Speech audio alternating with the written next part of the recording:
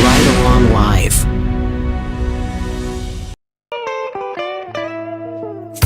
I want you folks to play these 3 games from the NLA. Daily Pick 3 cash flow and play with. You will be supporting sports and culture, nation building and our future. So go out and play, folks, make it a must. You will see what the National Lottery is doing for us.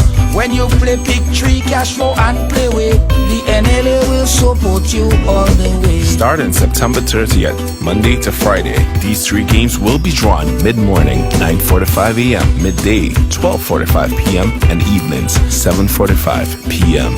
The National Lotteries, supporting sports, culture, and nation building. Sunday money day. Yeah. Check, check, check. 1, 2.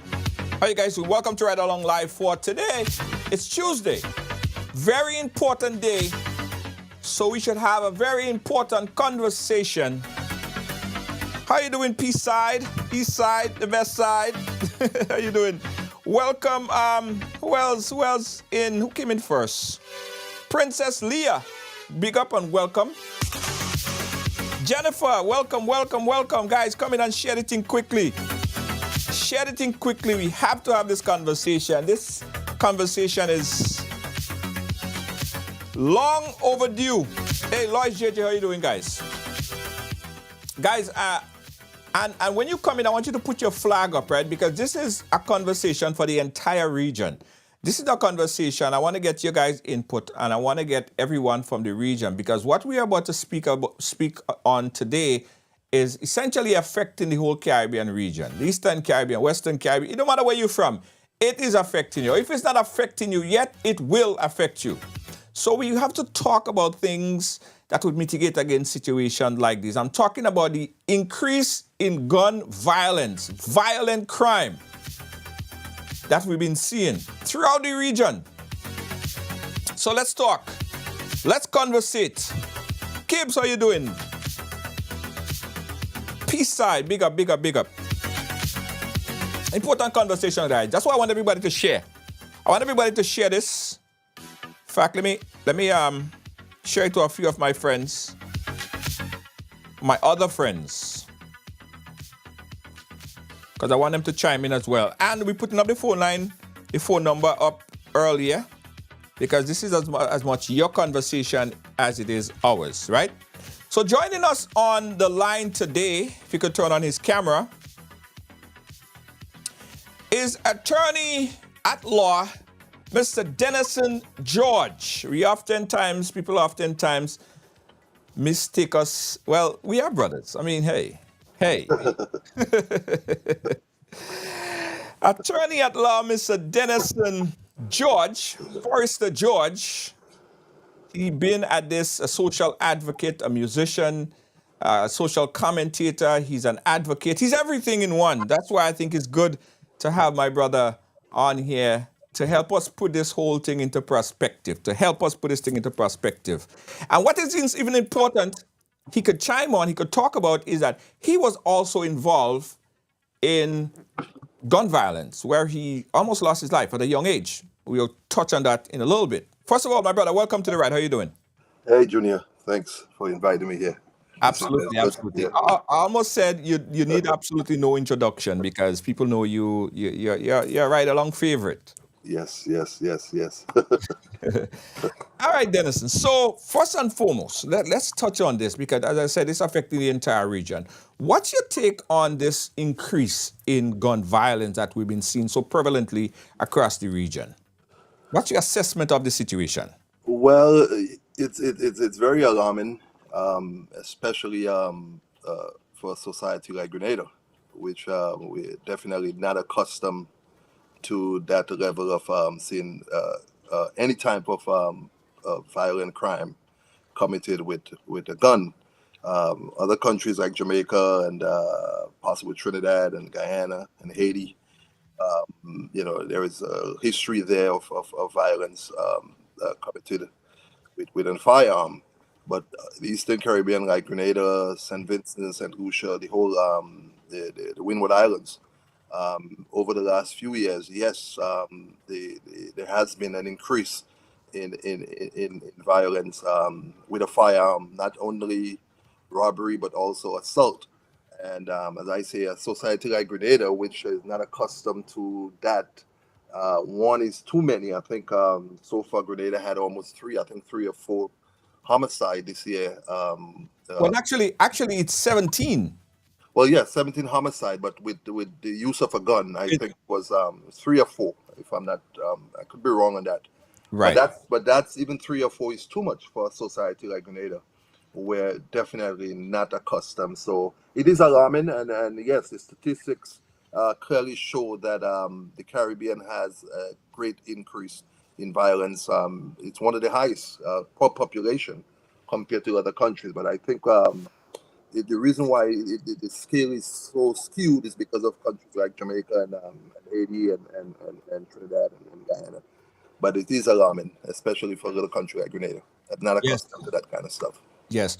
Well, the let me give you guys some quick statistic because the um, ACP, Vanny Cohen, had a press conference today and they outlined the current statistic, the current update on the violent crime. So, what we've seen, what was reported today is at present, as of today, right?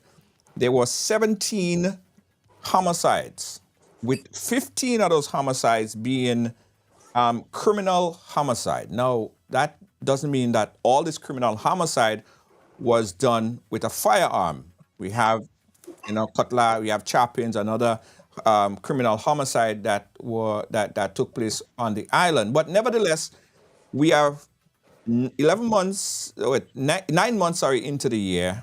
The year is not already completed, and we already have 17. Now, this is kind of alarming. And what we're seeing that this doesn't only prove true for Grenada.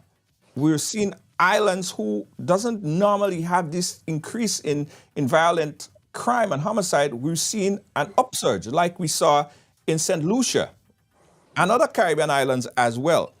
Mr. George, what do you think is really driving? What's the driving force of all of this criminal homicides, especially for Well, based on my experience, and I mean, I'm not sure if you're aware that I also have a bachelor's degree in criminal justice right? from John Jay, and I did some really good studies in that area. There is a saying that gun don't kill people, people kill people. And that's one of the argument that is used here in the U.S. all the time. Gun don't kill people, people kill people. But I think as we have to look at what's happening in the Caribbean. Definitely, you have a downturn in social movement. You have a lot of unemployment among young people. You have more young people today feel hopeless, feel helpless, feel like they're not going anywhere with their lives, and a lot of young people today are just fed up, and the frustration of not can't find work, going to school, graduating with degrees, and then cannot find a job or have to take some mediocre job.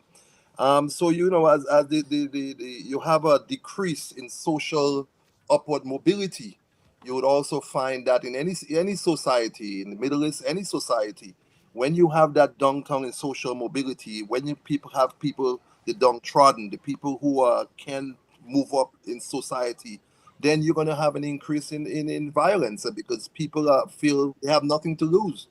And the sad thing is that more people are using weapons like guns for robbery in the Caribbean, especially in the Eastern Caribbean, than any other time before, because a gun is the easiest way to get your victim or to commit a crime.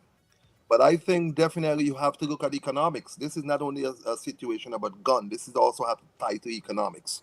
And when as I said before, as I keep saying, when you have a downtown in economics, the economic situation, and the prospect of your population, you're gonna have violence. You're gonna have an increase in poverty. You're gonna have an increase in many other things, and that's what is happening in the Caribbean. A lot of young people feel they have nothing to live for, Mm-hmm. and they feel their lives just I Junior, when I was a kid in Grenada, I left Grenada very young. People used to go into prison was something that people used to frighten of. People Right. don't go, but now you have Richmond Hill Hotel, and people go into prison at Richmond Hill Hotel to some of these criminals is like nothing. And again, you have to have punishment that fit the crime. And in Grenada, I know people that kill people and go to prison for 5 years, 6 years, 7 years, and back on the street. And that's not punishment. And I think also too, when you have such a long gap between trial and prison, you really don't see the dynamics between punishment and and people changing their attitude. I mean, I'm Mm. sure if someone killed someone in Grenada this month and it tried within 6 months and sent to prison, then it would have some kind of effect, positive effect on crime and punishment. But Yeah. that's my take on it. It all have to do with economics. When people feel they have nothing, especially young men, we have to be honest. Young men in Grenada is in crisis. Yeah. Is in crisis, and I've been saying that. I've been ringing that bell for a long time. We have to try to reach the young men in Grenada, the politician, the church, the bankers, the farmers. Everybody have to come together and talk about what is happening to young black men, the young men in Grenada. There is a crisis Now, among the now young you're men. saying that there is a direct correlation between unemployment and or poverty and crime. Oh, sure, And it's sure. definitely evident. And you're correct. Because in any society where there is unemployment and there is a disparity between the rich and the poor, the rich might be, or the people that might have, the wealthy or whatever, they go into certain events or they're doing certain things. And those who may not have that is just sitting and watching that. As I saw in Ghana when I went there, the disparity is so wide. You walk down the street, there is rich, like wealthy people that have big house, mansion. And right on the other side, the people that are basically eating dust on the street, right? So the disparity is wide. But what have changed over the past years, Denison? Let me tell you what have changed. I just got back from Grenada recently after spending a while there. In any society where you have a disconnect between Hmm. the elderly and young people, Uh-huh. you're going to have a breakdown in social order. When I was a child in Grenada growing up, I'm talking about 6, 7, 8 years old. In the evening time, young men go on the bridge and you sit and you listen to old people talk. And you Hmm. can't talk when they talk. You had a respect for the elders in the village. Anyone in the village could have whipped you if you get out of hand. True. Now, what I realize in Grenada, there is a disconnect. The older folks want nothing to do with the younger folks, because some of the younger guys have no respect for the older people. So you see the older people who sit in the veranda and watching and peeping, and that camaraderie that used to take place with young people and old people sitting on the bridge in the evening and talking, and you respect your elders and you listen. That is gone. That is missing from Grenada society. And anytime you have a society where they don't have that deep connection between the elderly and the young people, and the young, to help mold the young people, you know, And again, we have to look at look at the influence of foreign television and the media and when I mean the when you look at Facebook and all these Social media, yeah. when I mean it plays a great role in upbringing of children.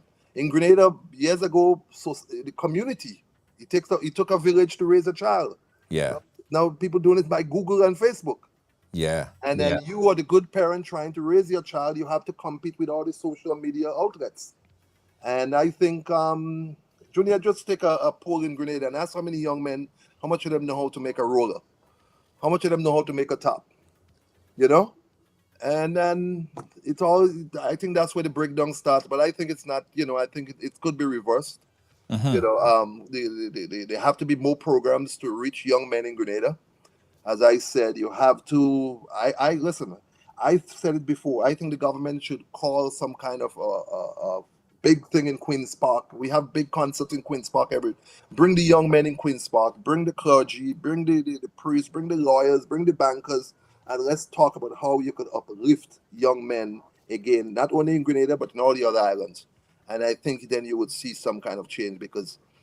As I say, when you're living in a society where you feel you have no chance of moving up and you think the deck is stuck against you, then you have nothing to live for. And what do? You just look to violence and the easiest way out.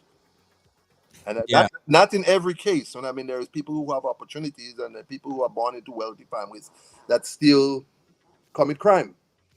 That still commit crimes. We got a caller on the line. We got a caller on the line again. We want to engage you in this conversation, guys. So let's go. We got a caller on the line. Caller, you live? Where are you calling us from?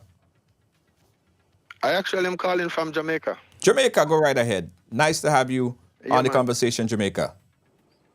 Blessed. Once I saw the topic and it popped up on the live, I couldn't resist the urge to call in. Yeah, man. My name is Ayasite. I'm a reggae artist. Yes. Yeah.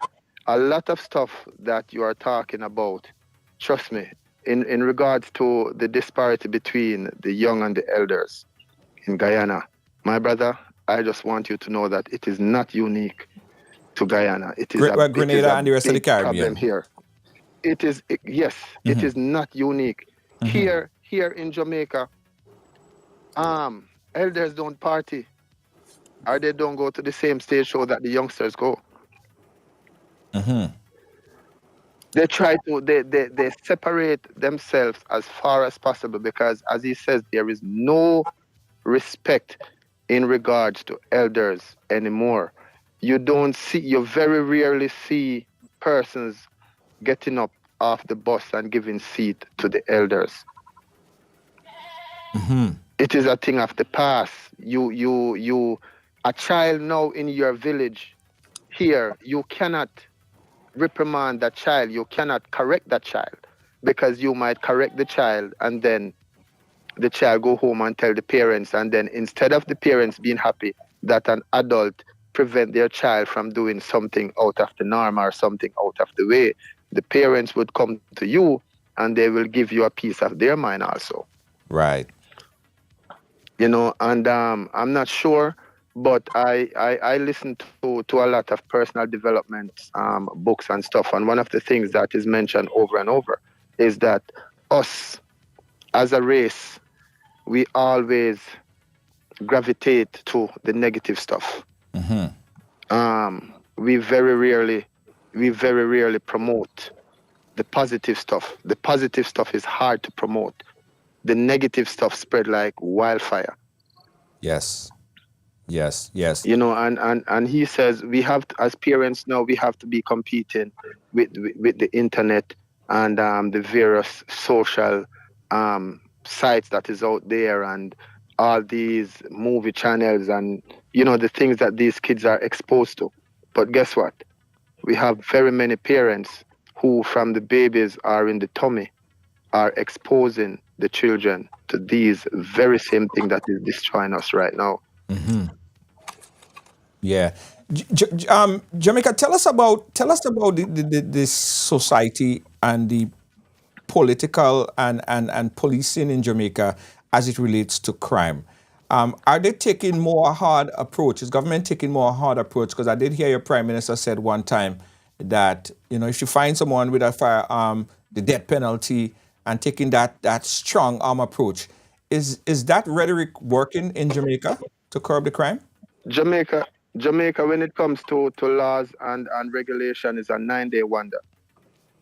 You will have them say one thing, but there is a thing here in Jamaica where once you have the money, you have the ability to curb the law, so to speak. There are a lot of blatant crime that is being committed here in Jamaica. Just to name one, a couple of weeks ago, maybe less than a week ago, a young lady, 25-year-old, stabbed her mother to death, 65-year-old, and she walked 12 miles to the police station to give herself up. But that case is still going to the court. Normally what the prime ministers are doing is that murder charge is automatic, 25 to life. Yeah. Catch you with a gun, it's 15 years. No, if you have a law that set that out, right out, it is written. If you get caught with a gun, and I don't see the need for you to be going to the courts. Right. You're saying But you're saying if you get caught with a gun, you don't see the reason for them to go to the court? No, I don't see it because the law is there. If I catch you with a gun, you're getting 15 years, no questions asked. So if you get caught with a gun, and it is the police here, they need to wear those body cams. Right. Because to prevent corruption. So if you put that in place and I catch you with a gun, I personally, this is my personal view, I don't see the need of you to go into the court. But what about due process? I know the attorney here will talk about the due process and I mean, legal minds are here. So Dennis, what's your thoughts? Well, that's okay. Go ahead. yeah. Listen, no one likes crime and crimes, and no one want to be a victim of crime.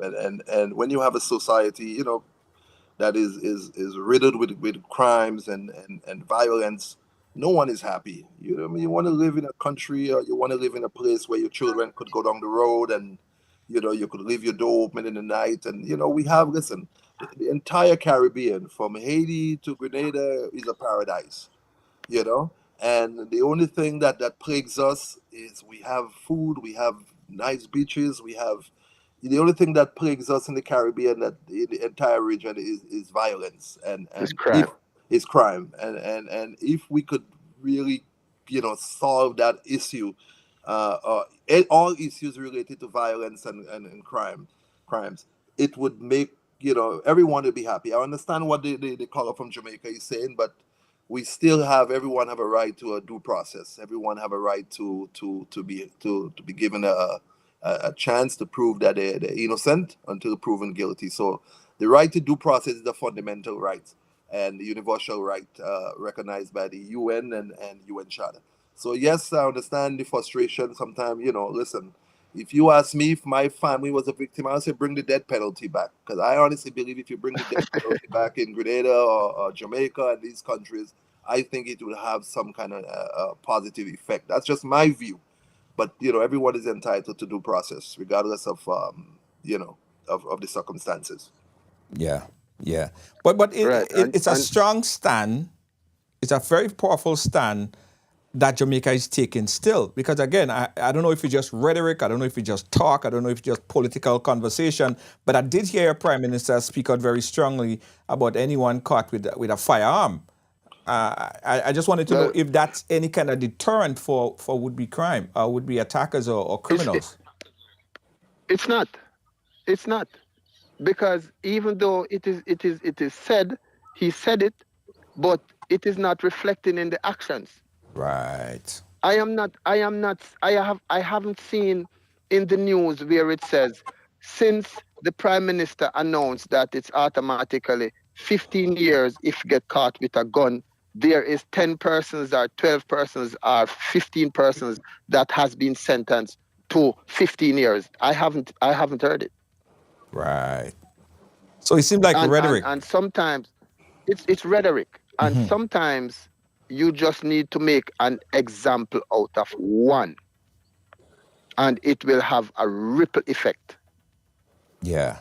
Yeah, that's what I But would if think. you say something and society realize that you are not serious, they will push you to the limit, and they will take you for a laughing stock, and that is what is taking place right now out here in Jamaica. Wow. Thank you, Jamaica. With Thank you for your all perspective on this here, because as I said, one of the things, many things I love about Jamaica. I'm in Jamaica a lot on vacation. Just recently, last year, I was in Jamaica on a vacation, and the place is so nice, man. Beautiful, beautiful, beautiful, it's man. beautiful. It's Beautiful. the problem with the Caribbean, I don't want the rest of the world to believe that what is taking place in the Caribbean in terms of crime is being committed by the majority. It's You're right. the minority. Yes, you're right. Because you have been to Jamaica, the Caribbean have some of the most beautiful set of persons when it comes to personalities. Yes. Yes. And friendly people as well. But one of the things when I And went in Jamaica, friendly one people. one of the drawback for me was that the hotel telling me, don't go walking out in the street after this certain hour. I'm like, darn it. I want to go to Right. the market. I want to go buy some mango. I want to explore the place. But because of the crime situation, I was warned what I Right. could and could not do on my vacation, and that was that kind of set me back a bit because I wanted to explore. And you know what?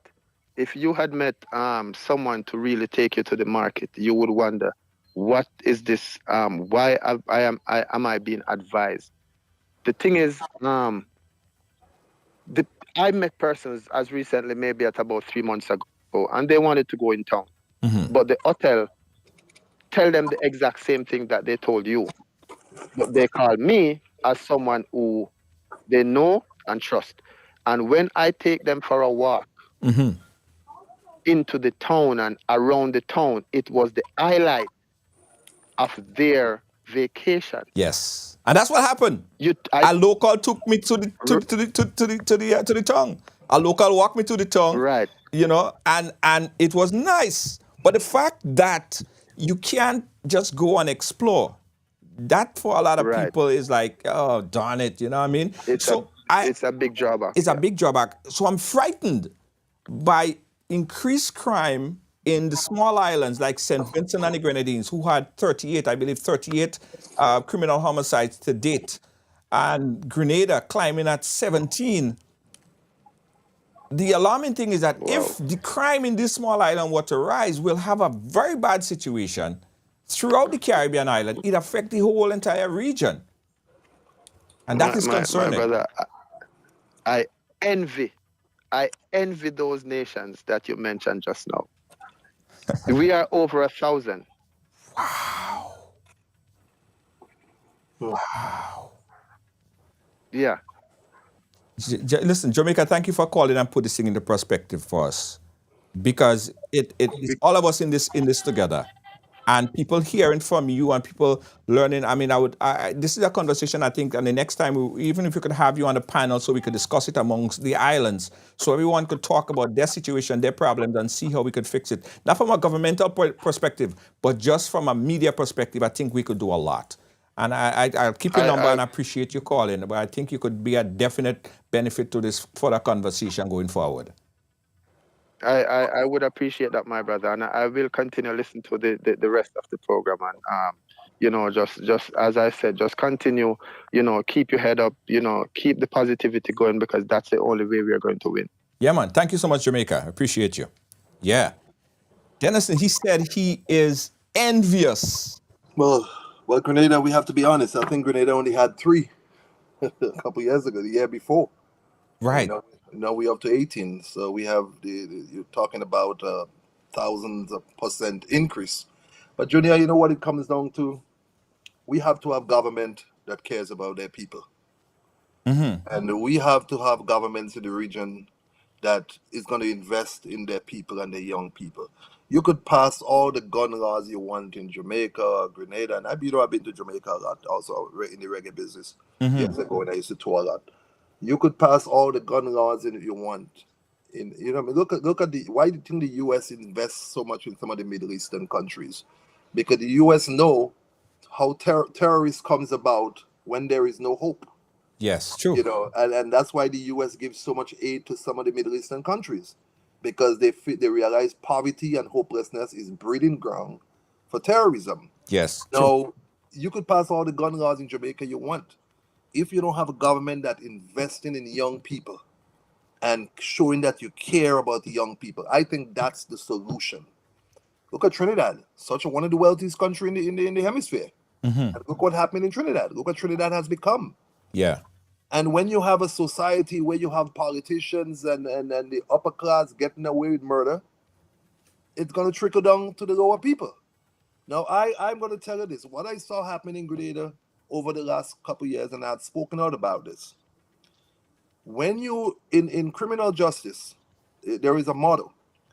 When they call it broken window syndrome. Yes, You ever we was talking to Vanny Cohen about that. Right. When you have a building with one window broken, if you don't fix it, and you got another window break, and another window, then the whole building Crumbles.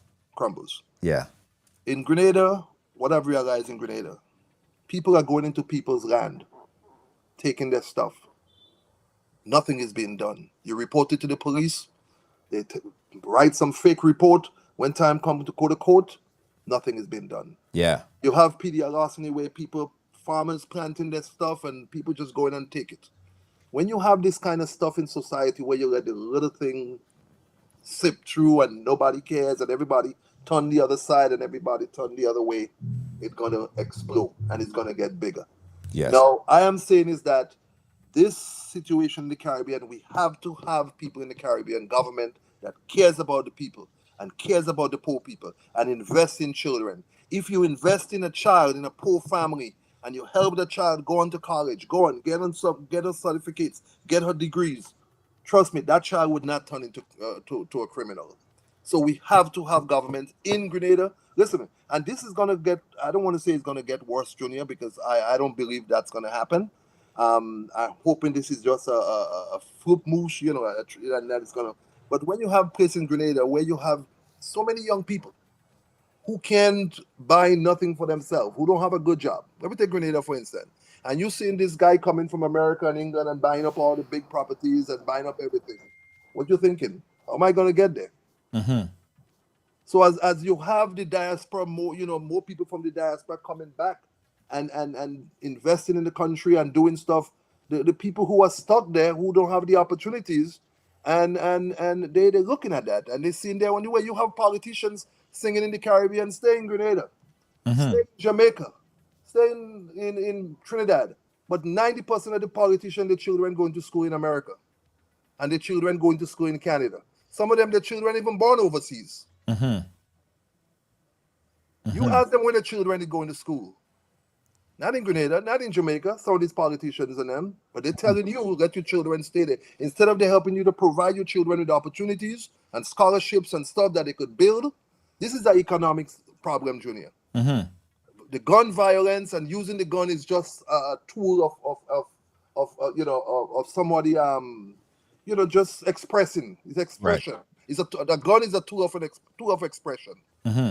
So I'm saying you have to invest in people. You have to invest. We have to show young men in Grenada that we care, that the government care, that the government gonna. And I'm saying there's a lot of lazy people who don't want to do nothing with their lives, and these are the ones that sometimes make it bad for others. Right.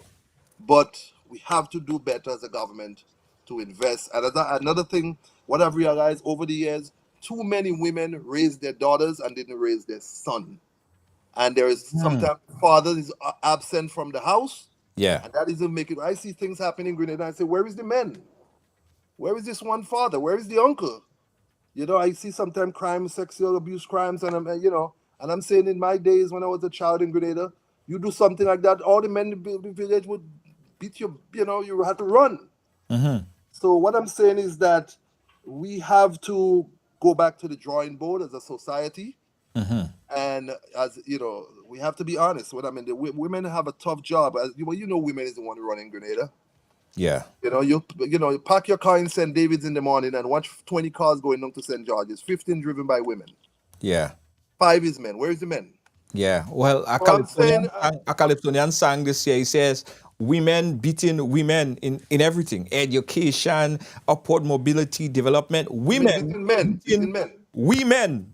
Women. Okay. Yeah. So what I'm saying Women is that beating women. yes, what I'm saying is that you have to be able to reach the downtrodden in society, the poor people in society, and the young men, and give them hope and invest in them, and trust me, you would see a turnaround. You would see a huge turnaround in Grenada, in Jamaica, especially in places like Jamaica where the wealth distribution is so uneven, and places like Haiti.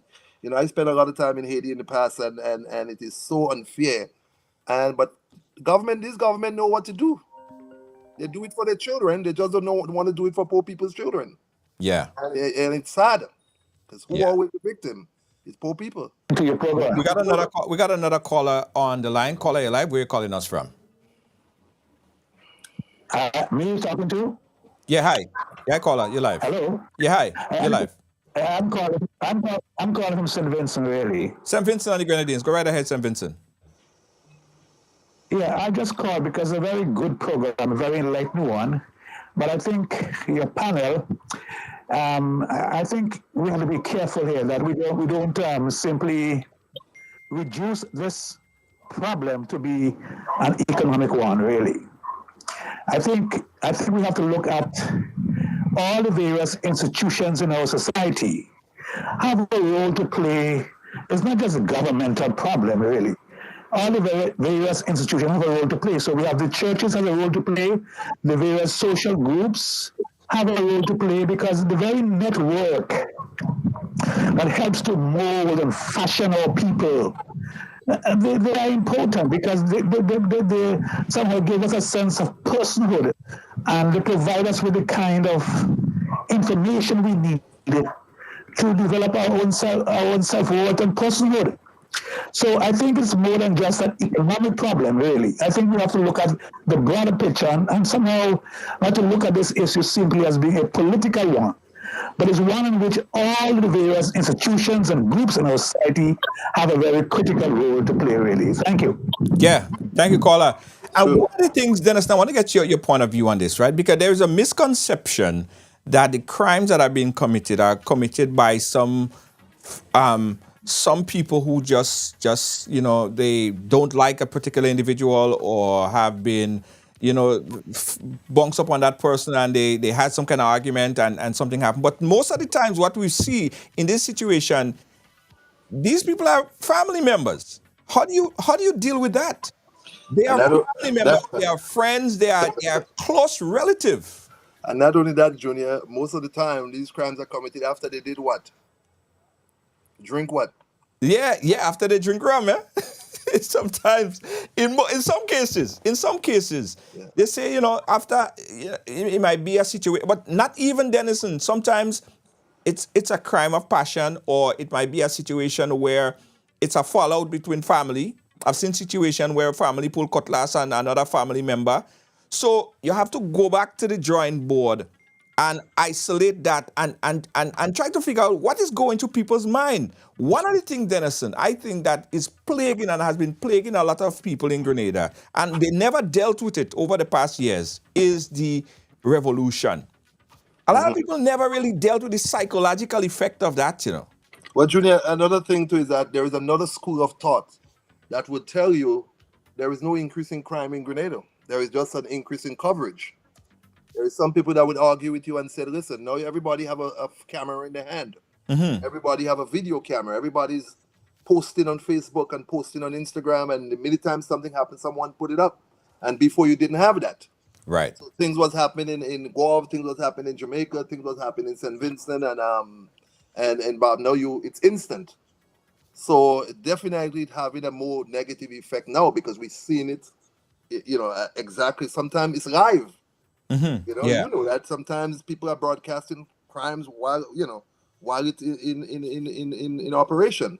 No, I think. Listen, if you ask me, I'm going to be honest with you. As you brought up the revolution, I honestly believe that, and I really don't want to get into this, but I honestly believe when they didn't hang code on them, that was a bad taste in Grenadian mouth, and that was the end of the rule of law in Grenada.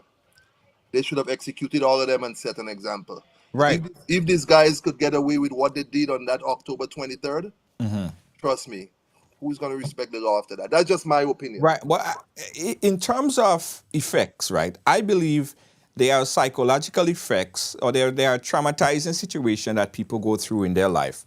And it may not or did not or does not show its face immediately, right? Like some people go into war and years after, I mean, they come out and they're acting normal and they don't know they have PTSD that is going to somehow plague them later down in their life, right? But there have to be a decompression of some sort. But I don't believe that after the revolution, a lot of people who went through it actually got that decompress. So it affecting them and But continues to affect them even a time like now, where we're seeing all this bust of crazy happening. But let's take a look at the crimes that is happening in Grenada and some of the other islands. Is it crimes of opportunity? Is it crime of passion? Is it crime? So, and I think if you is it senseless violence? And that these are things that I don't have the data on that so I really don't want to speak on it. I think most of the crime most of the homicide especially in Grenada, I knew of a few of them. I think it's senseless violence. It Senseless. is. It is. Senseless. And one of the things that we're talking about, and we didn't even touch on, and probably we overlooking it, and it's not good that we overlook it, sexual related crimes, because sexual related crime far surpassed by probably about 50 to 60% of all other crimes. And it's just as bad because in essence, you're destroying a person's life.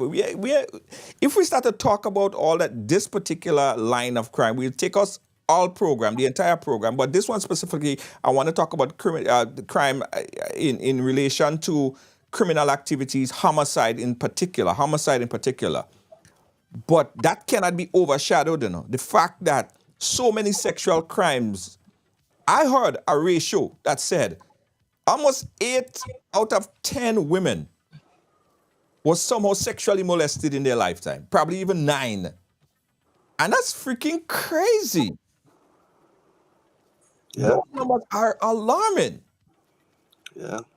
Because the downtrodden of it is that, okay, someone was sexually molested and that affects them all the way down. It even may affect them when they reach to a stage that they may not want to get married, and that might affect their decision to have kids, and that might affect their ability, I ain't saying that it will, affect their ability to earn a good substantial living, and they might have to turn to other means to obtain these financial resources. So there is all these different lines of things that may affect someone just because they were somehow sexually molested at a tender age. I could tell you this, Junior. There is a lot of women in the Caribbean, and not only the Caribbean, here in North America too, but there's a lot of women from Caribbean descent that is living in pain and has been carrying this pain for 30, 40, 50 years. And it's a sad situation. As you said, it could take a whole maybe 10 program to address that situation, regarding sex crime in Grenada. Especially as we have a very, very high statistics, maybe I think the second highest in the Caribbean when it comes to sexual crime, Grenada. And it's something that we shouldn't be proud of. It's something that we have to address. We still live in a macho society where men want to beat women and men want to chop women, and men think women is their property. And when the woman wants to end the relationship, they revert to using cutlass and cutting and killing and so that's a whole nother program. Yeah. But that's a whole nother program, and it's our dirty little secret, and but Junior, the statistics that I'm in. But going back to crime, I understand the caller from St. Vincent. He's right. This is something that the whole community, everyone have to get involved in.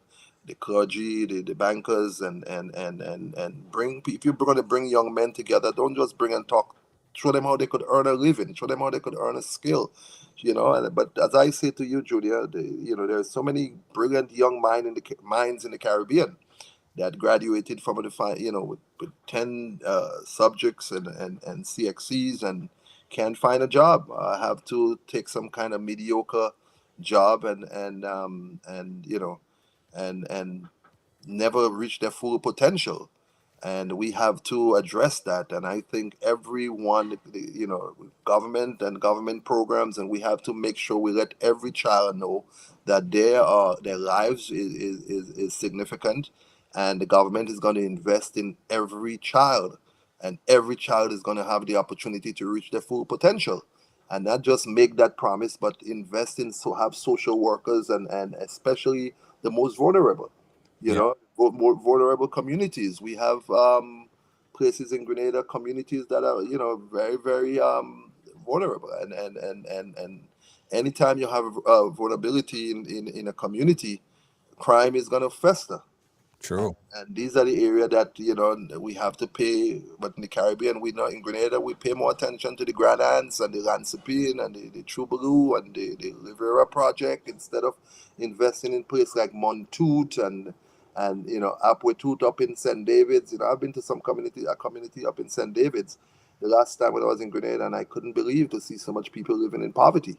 And so I'm just saying is that we have the caller from St. Vincent is 100% right. It have to be a multifaceted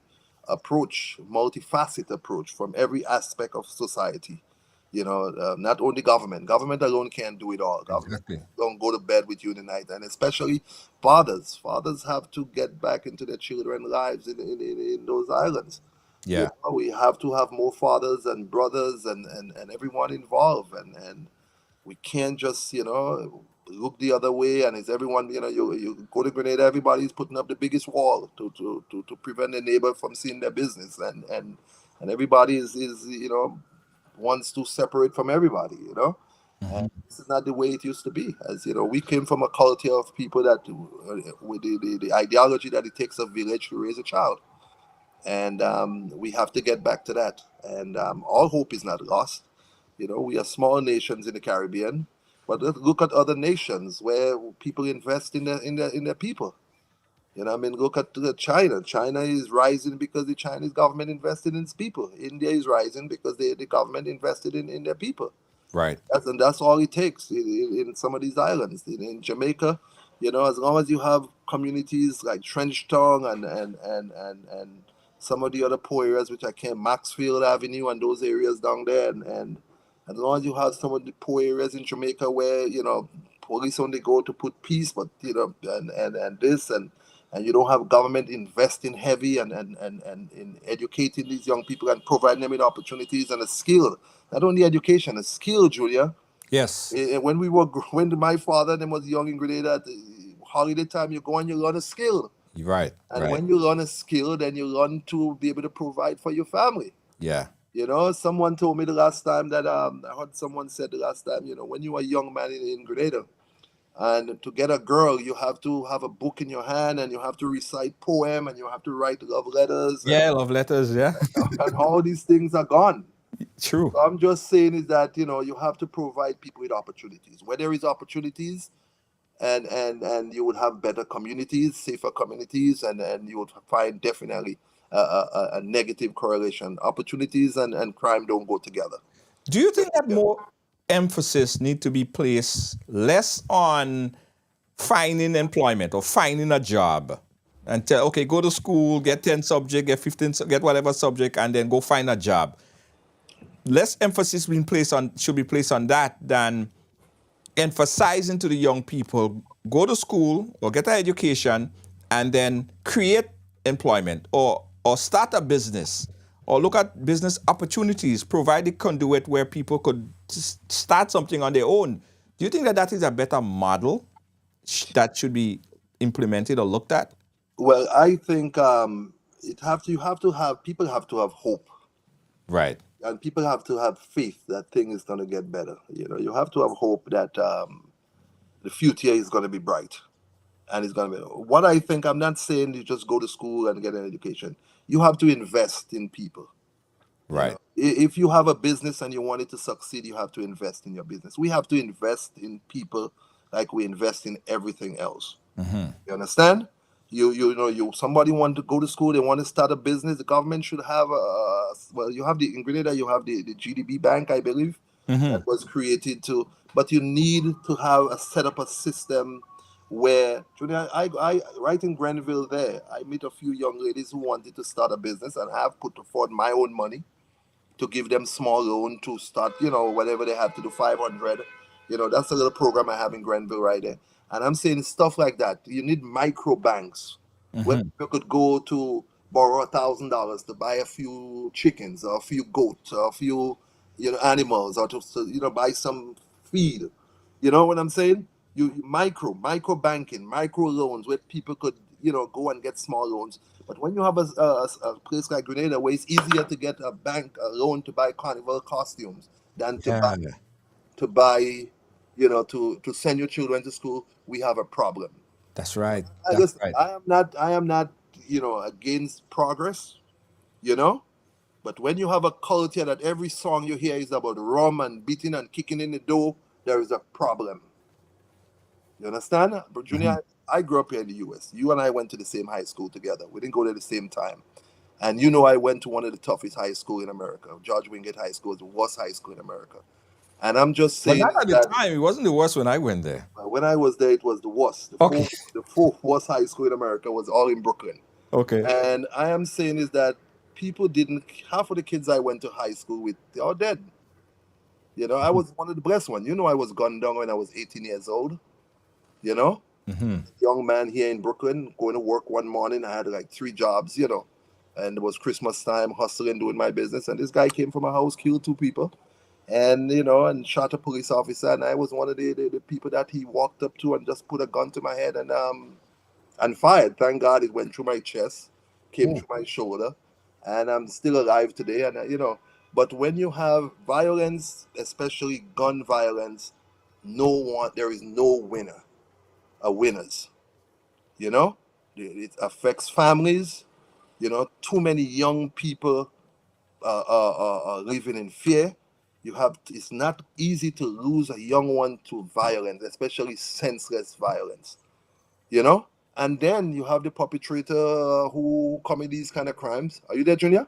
Yeah, I'm here. I'm listening. Perpetrators who commit these kind of crimes 10 years later, 40 years later, you know, sorry they did it. The guy who shot me got life in prison.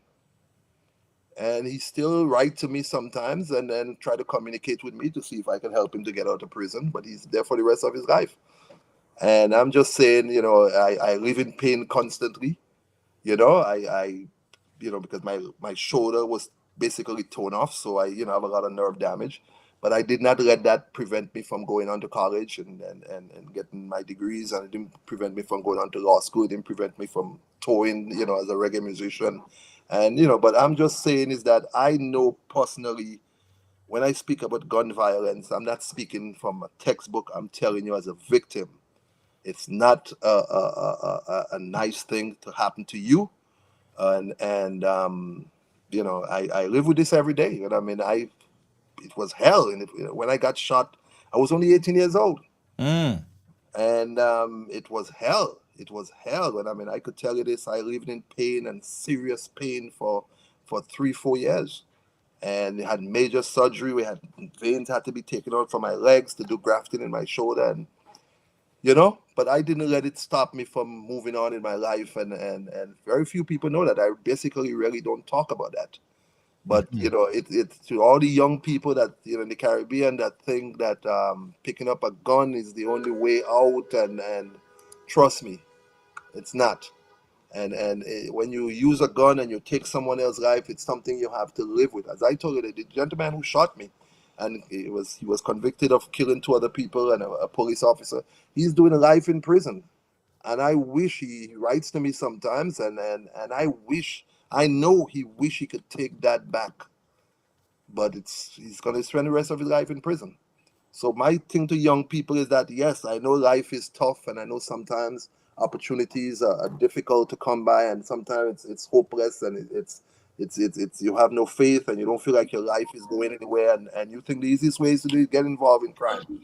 To me, my advice to you is just, it doesn't worth it. Yeah. It does not worth it. Wow. You know, it does. We're living in a global village today where you could access the internet and try to seek opportunities worldwide. And, so basically my thing is that it isn't worth it. Right. We got another call on the line, Dennison. Caller, like we're calling us from. Good afternoon, Junior. Doug Howard. I'm calling you live from Queens, New York. Queens, New York. Doug Howard, how you doing? The Vinci crew. I am good, the Vinci crew in the house. I listen to your program. Yeah. I listen to what is happening in our region in the English-speaking Caribbean. Yes. And one of the biggest problems that we suffer in the English-speaking Caribbean is a togetherness with these politicians. I think our biggest problem is the political system that we're in. Everybody wants to be king. Mm-hmm. And right now, we having some problem, especially in the Eastern Caribbean. Mm-hmm. Specific. We having a rise in crime that has never been in our region. This is historical chart that we are charting right now. Mm-hmm. Because, for example, in St. Vincent, we has right now, as of Saturday, we have 38 murders, homicide, whatever they want. They want to play politics with what it is. Right. We have 38 people dead, most of them by gun violence. And in St. Vincent in particular, we've been setting record numbers of murders for the last 15 years. Every year, we're getting higher and higher. And we are on the path of making it over the highest number that we had so far, 42. We are 38. We are 38 as of today. And I would say 39 because I would consider that Vincentian, who was murdered yesterday in Grenada, as a hit out of St. Vincent.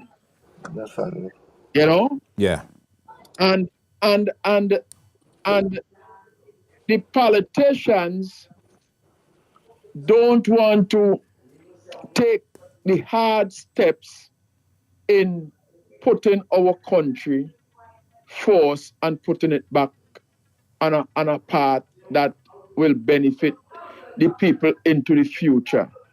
And I believe in my heart of heart that they are the main problem for the problem that we are having.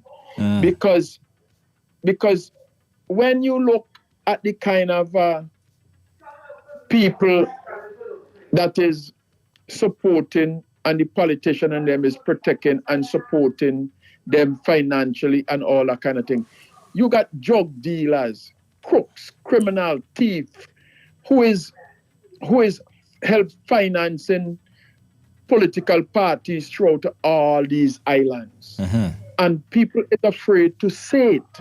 And when you finance a party, just like you finance a political party in any part of the world, when you put up money on the party, when you expect something back. Yeah. Like how the NRA support political organization and endorse political organizations here. Exactly. They expect something back. Right. They expect something back. They find in America here where we live, Junior, they find the NRA financing a lot of the Congress and senators. So when things come up against them, they vote it down. Right. Same thing happening in our islands with the people who financing some of these criminal activities.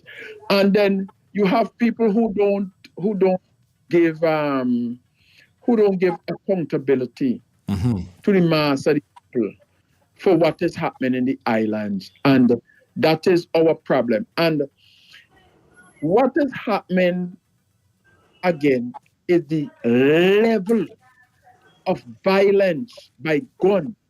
You know, in St. Vincent, a guy got killed Saturday morning and one got killed Wednesday, Thursday, two different locations. And each one of them was hit with 17 bullets. And it sent a message that 17 has to be something in the picture. And I won't put it past the number of bullets that was fired yesterday in Grenada. I will bet it has to do with 17.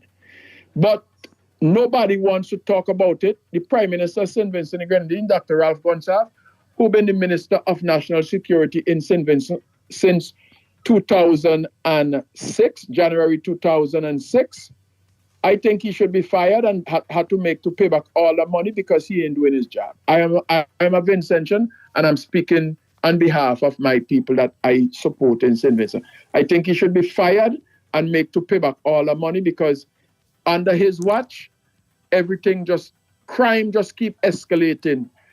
Security keep lapsing. People coming in and out of St. Vincent with drugs, all kind of Venezuelan coming in, killing people in St. Vincent, getting arrested, put in jail.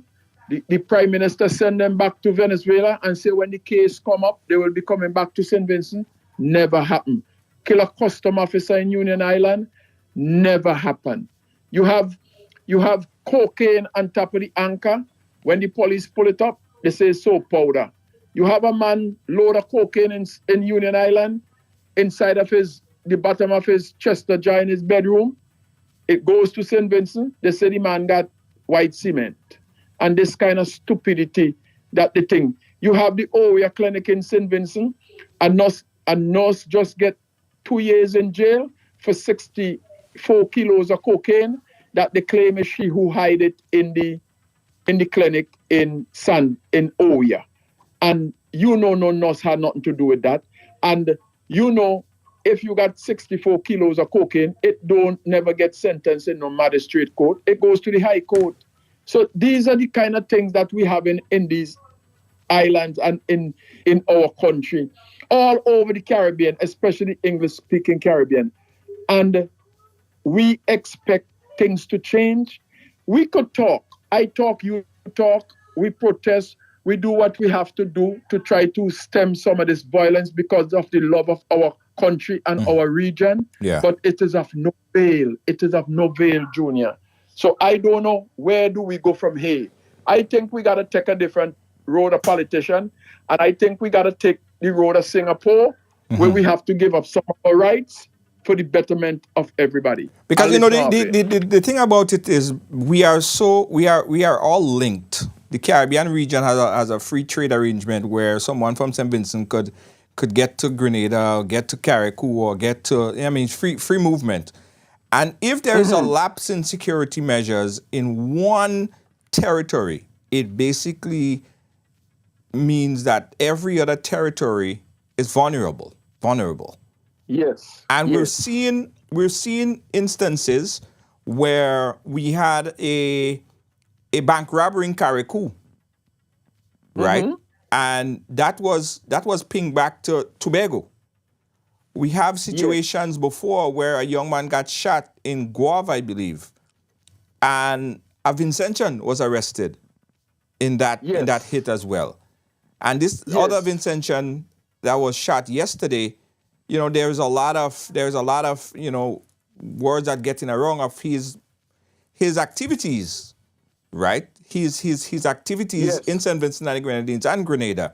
So we're linked. If there's a lapse in security measures in one place, it affects the other territory. That's part of what we're seeing here. And that is what we are seeing. And one thing I could assure you, Junior, and your audience, I could assure you this. It will continue if we don't stamp it out. But is anybody willing to be the one who say, we had enough of this, enough, no more? Is any one of the politicians could put legislative laws, could come out with the police force is any one of them could come and say enough no more. They're not doing it. So I don't look for no knight and shining armor coming from all kind of places. In St. Vincent, you had 5 murders, right? One day. I call it Bloody Wednesday, right? You had 5 murders, one day, one spot. Yeah. And the Prime Minister say, oh, we're going to get Scotland Yard and we're going to get the mounted police in Canada to come and assist us. Now, you know and I know, in the lands, you could bring all the mounted police. The crime scene, as you see it unfold, has been so contaminated. Right. Everybody walked into the crime scene. Every single body. Man sat down in the crime scene, hugging up the dead man. Police tell him to move. He tell the police, he ain't moving.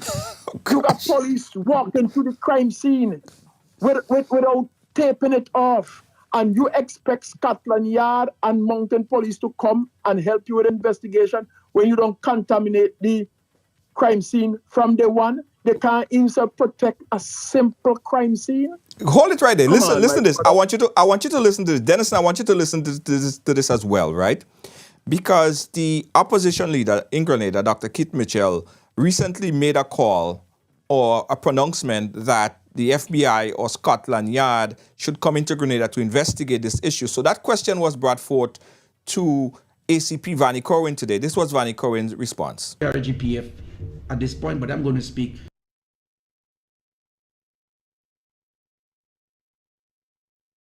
from my own personal position of the ACP responsible for crimes. I don't think that there are anything at this point that is beyond the resources, beyond the experience of our local police officers that we need to go outside. However, having said that, no amount of assistance is too much. But I don't think we are at the point yet where we believe that we need external help in any of the matters that we are currently investigating. Because what is important here is information.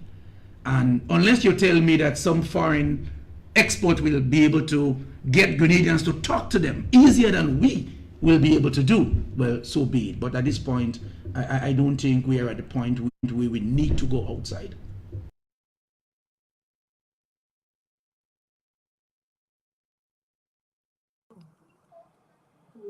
Junior, we're not hearing you. Not hearing you, Junior. Okay, sorry. Yeah, sorry. Yeah, caller, hold on right there.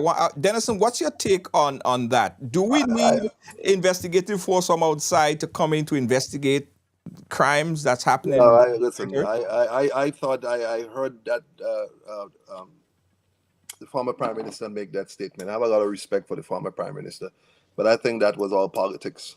I think that yes, there is a lot of improvement that have to take place regarding the Royal Grenadian Police Force in policing. We know that, and I mean there's a lot of manpower skills lacking, but I don't think it's necessary at this point to bring in foreign police officers or Scotland Yard to work in Grenada. That would really lead to the demoralization of the Royal Grenadian Police Force. I think they are competent. I think there are a lot of competent, well-trained, seasoned officers within the Royal Grenadian Police Force who are capable of handling what's happening in Grenada right now. You know, and I think if there is a certain case of forensic, obviously you need forensic expert, because you know there is no forensic expert in Grenada. There is not. I don't think there is any in Trinidad either. And if you need you have a case where you need a forensic pathologist to come in to analyze the evidence, then that's fine. You could bring in someone, but I don't think that is necessary right now. I think that was all politics by the former Prime Minister. But let me just say this to you, Junior. I don't know if you remember, Grenada and the Caribbean still haven't done any kind of studies to see the effect that COVID and that lockdown had on their population. Remember, all these spikes in crime is coming after COVID and all over the Caribbean. And I remember during the COVID period, crime was almost non-existent in a lot of the Caribbean countries. Mm-hmm. So I think you know, I don't want to make an excuse and say, well, people were locked up during COVID and now they're expressing themselves, but we also have to look at what effect I'm not sure if the Caribbean countries have the money to the expertise, but we also have to what effect that lockdown had on our society. You know? Right. Well, Caller. Junior, Yes, go ahead. Junior, Go ahead, let Doug. me just let me just finish this. Let me just finish this, right? I have to totally disagree with that. In the case of St. Vincent, because St. Vincent have a steady rise in crime over the last 15, 20 years. It's been rising steady and it has not stopped. And COVID has not done nothing to it to slow it down, even during COVID, or to stop it, or to turn it back now. The crime been happening in St. Vincent since around 2007, 2008, and it's steady climbing. Last year, we had a record number. Year before, we had a record number. Year before, we had a record number. We've been having basically, we must skip 2 years in the last 15 years without a record number of murders.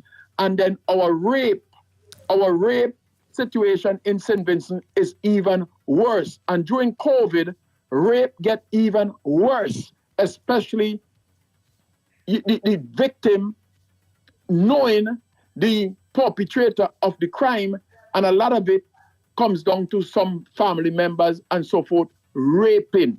So rape has gone up in St. Vincent in a dramatic fashion. High. Even during COVID, and after COVID, it's even getting worse. And the laws in St. Vincent, when it comes to sentence and rape people, is so antiquated. It makes you want to jump off somewhere, man. It is bad. So I have to disagree with him there when he say COVID lockdown and crime wasn't thing.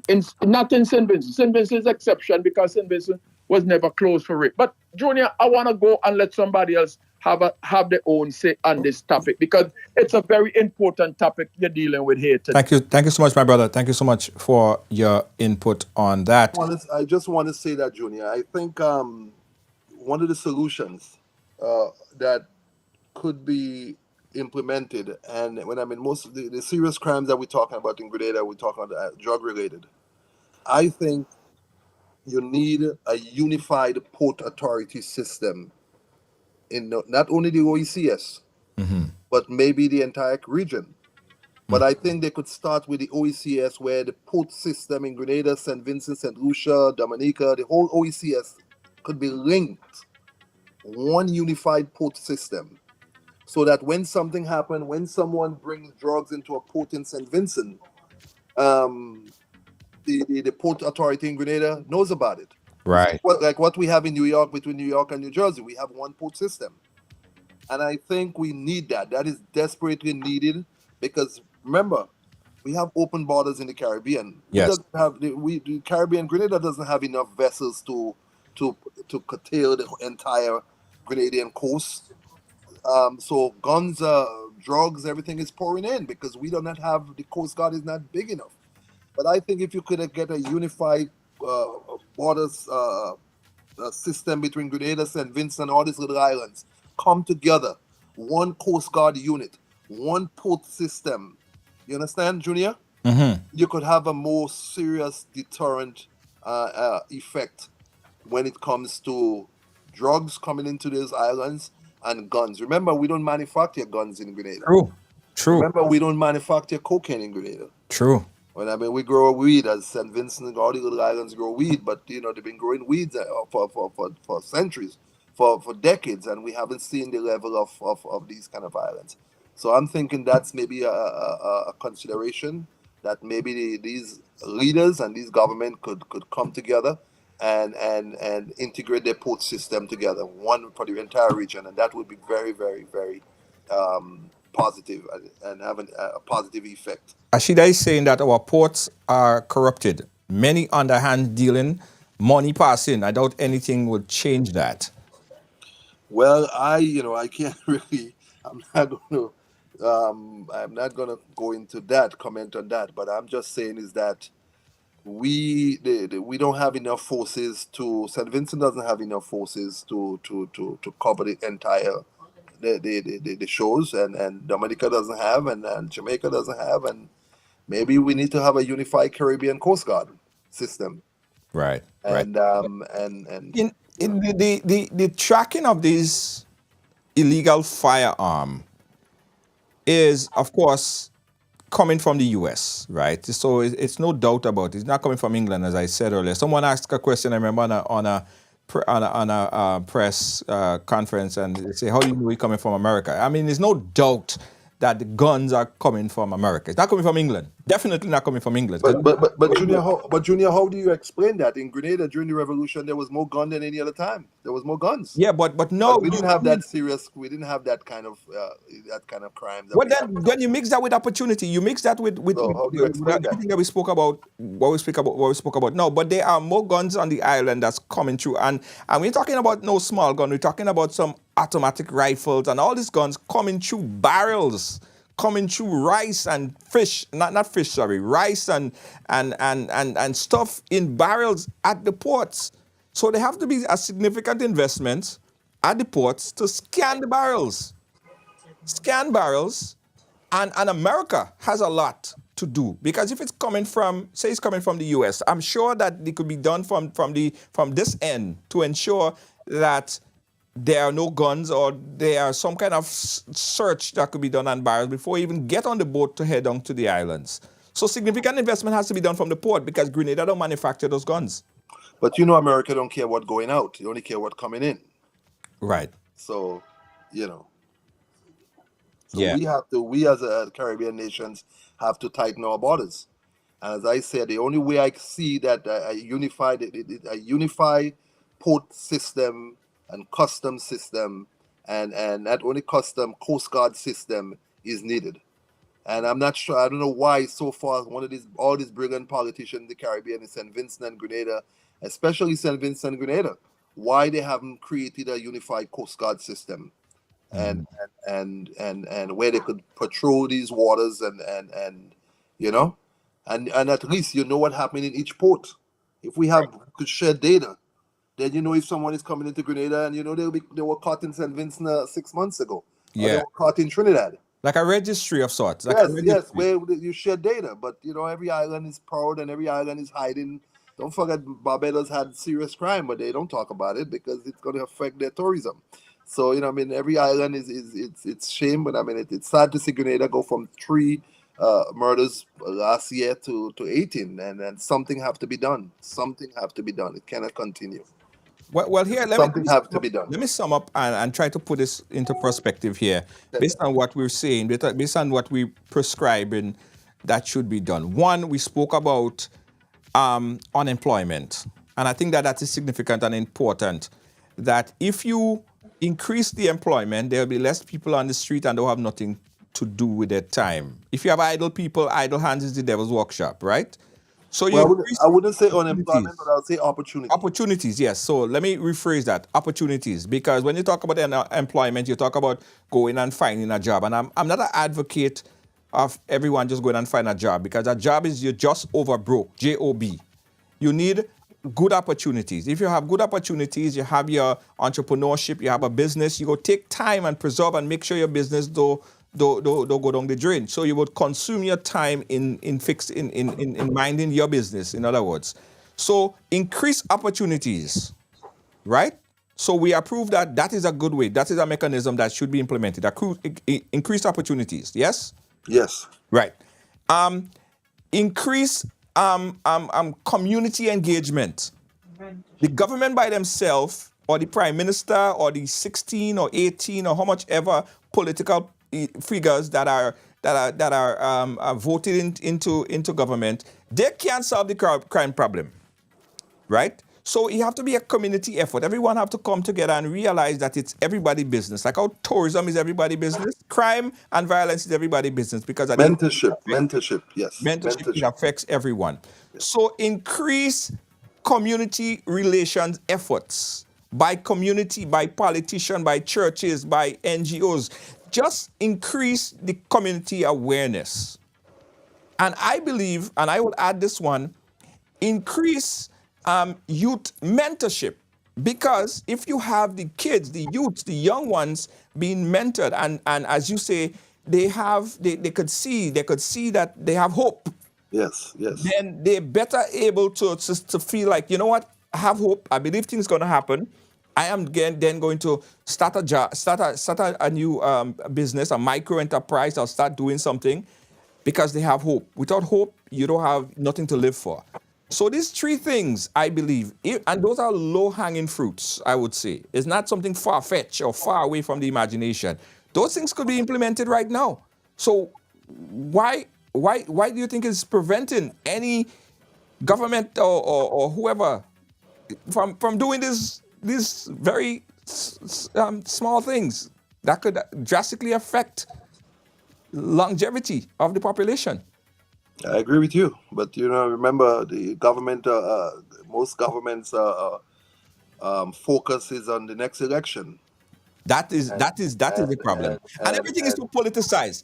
The problem is, especially in our island, Denison, everything is so politicized. We need to stop the politicization of every bloody thing. Everything is a politics. Well, every Grenadian knows a politician. Every Grenadian knows a politician. Yeah, everybody doing it for political expediency, political gain. Exploiting the Exploiting simplest every thing goddamn thing for political gain. advantage. Yes, So this one could say, oh yes, well, when this was there, then this never used to happen, and blaming the next one, and it's not fixing the problem. Junior, when Grenada wanted an increase in tourism, the government knew what to do. They build resorts. They get billions from Egyptian billionaires, from these billionaires. They build up granite.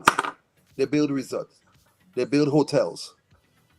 I'm saying if the government want to reduce crime and the hopelessness and the poverty among its people, the government know what to do. Yes. If the government want to provide adequate health care, just as you could build beautiful hotels and tourists and resorts for tourists, you could build beautiful hospitals for your people.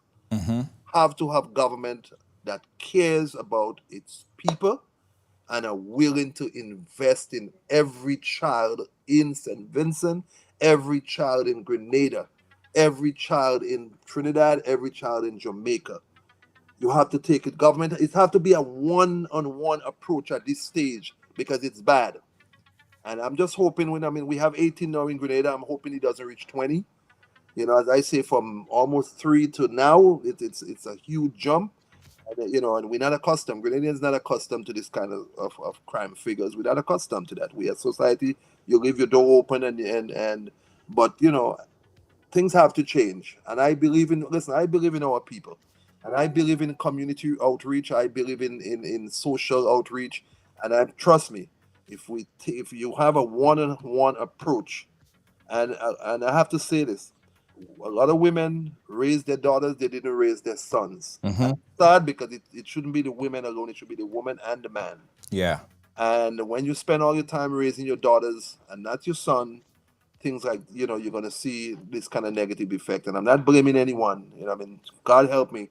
God bless the Grenadian women because they are the one that keeping that country afloat and keeping the country going. Yeah. They say we tell a lot about a country by how the women are treated in that country. The women basically hold the family structure together, and that is true.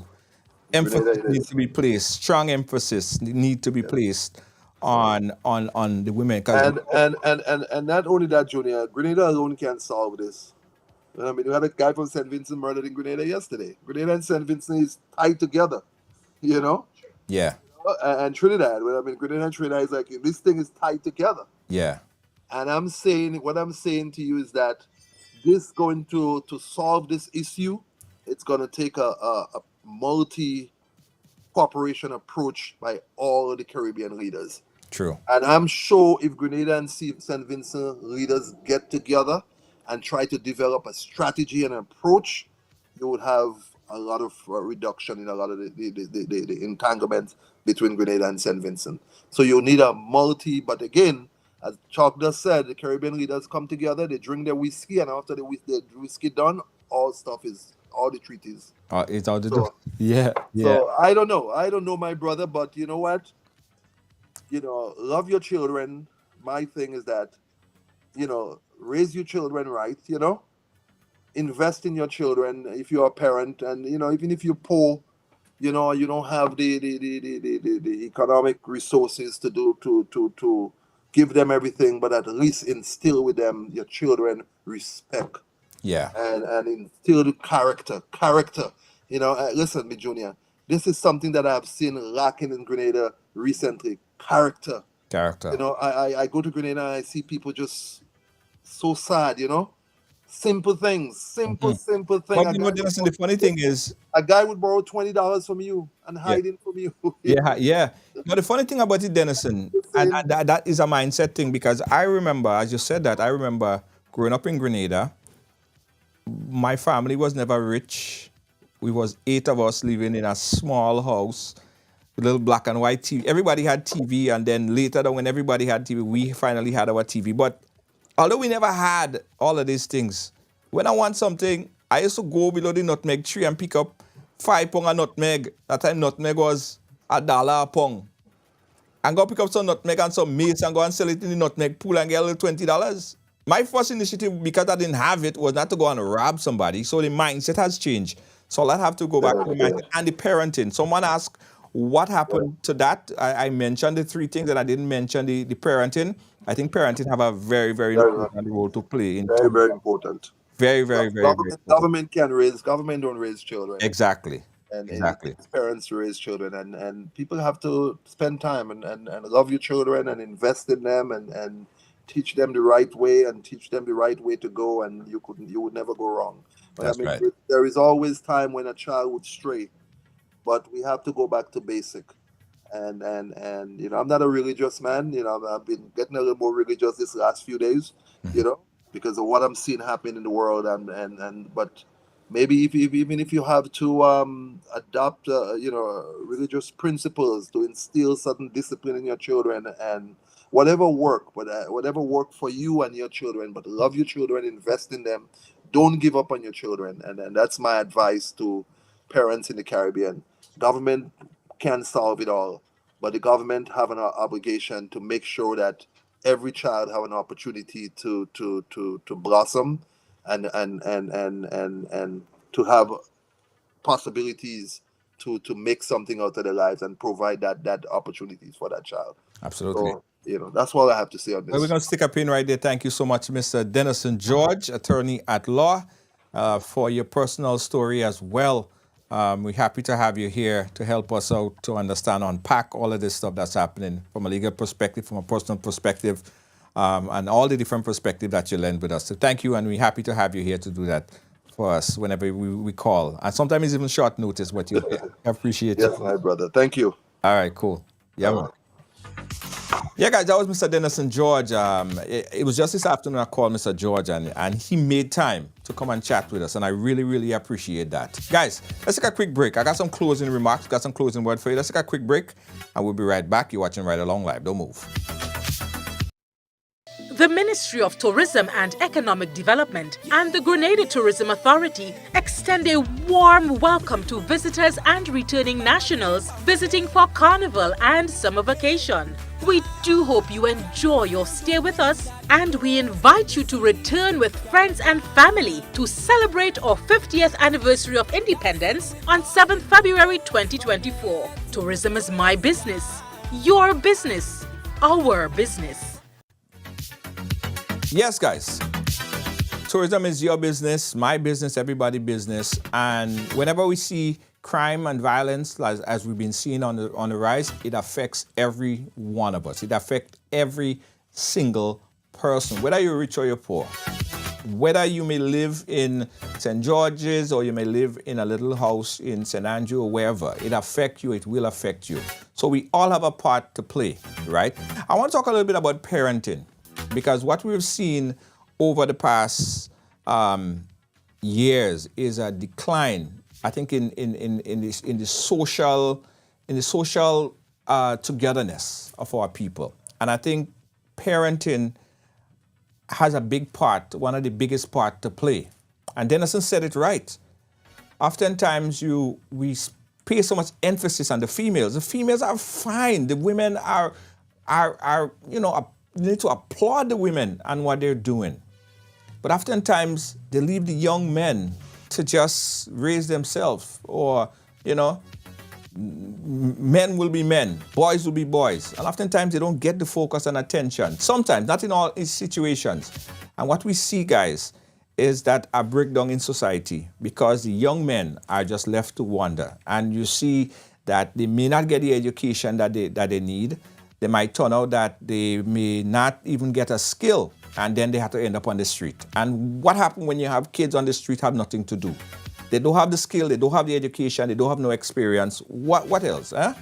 You find an increase in the violence by these young men. So you have to be an approach where fathers have to be in the picture more. The women are doing a great job, but they need the support. Men need to embrace their kids, need to teach their kids. Men, we as men, we need to do more to help our children, to be there for our children. Help our children. It starts there. And then we could talk about the politics of it, right? Then we could talk about what politicians need to do. But it starts with the family, starts with that part of it. Us as men and family, even if you may not be with the female or may not be with the person, you might be divorced, but it's still your child, you're divorced. But that don't mean that you would ever divorce your child. You have to be present. Men, we need to take more of a proactive approach in our children's life. We need to play a more proactive role in their life. And that might be just the turning point. Because if a child could come to his father and express himself and come to his father and talk about the things that's bothering him, and the father could counsel the young man and let him learn from the experience of the father, he might be less likely to do something stupid or pick up some kind of hobby which might be totally against the law, or pick up a gun, right? So men, we need to do more. We need to do more.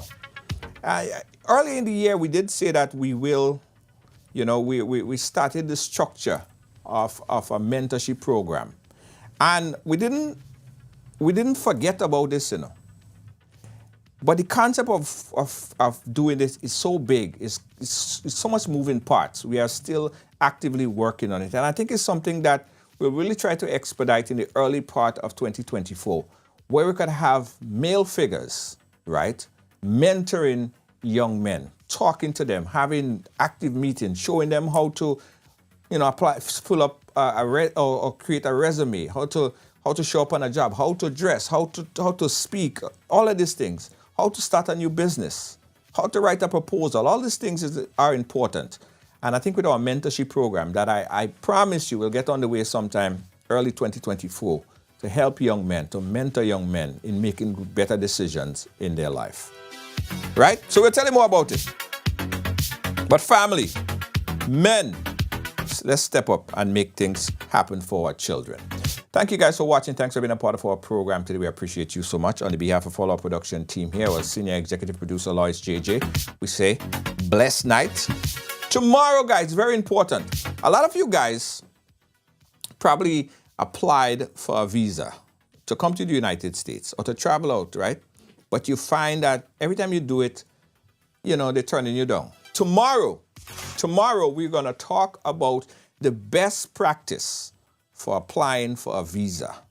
We have Counselor Queen, an immigration attorney, that's going to be on the program tomorrow. We'll talk about everything you need to know about visas, about adjustment of status. Tomorrow is a big day, guys. Make sure you're here early, especially for people who are trying to get that visa stamp, who are trying to go on a vacation and they've been turned down, or if you're looking to adjust your status. We're going to be telling you a lot more about that. All right? Okay? And coming up very, very soon, right along live will also be, we have our immigration service that we'll be bringing on the way. So you guys are going to learn a lot more about that as well. Riders Immigration Service is going to be available for the folks here in New York who are trying to adjust their status or get their citizenship. All of that stuff would be available from Riders Immigration Service. Coming up, Saturday, September 23rd, the official Miami Carnival send-off. Kings of Kings, The Island Invasion, Looney Spark and Electrify, Jab King, Kush, Mr. Legs, Marlo, Taller-Man, hosted by Vibesman Redman.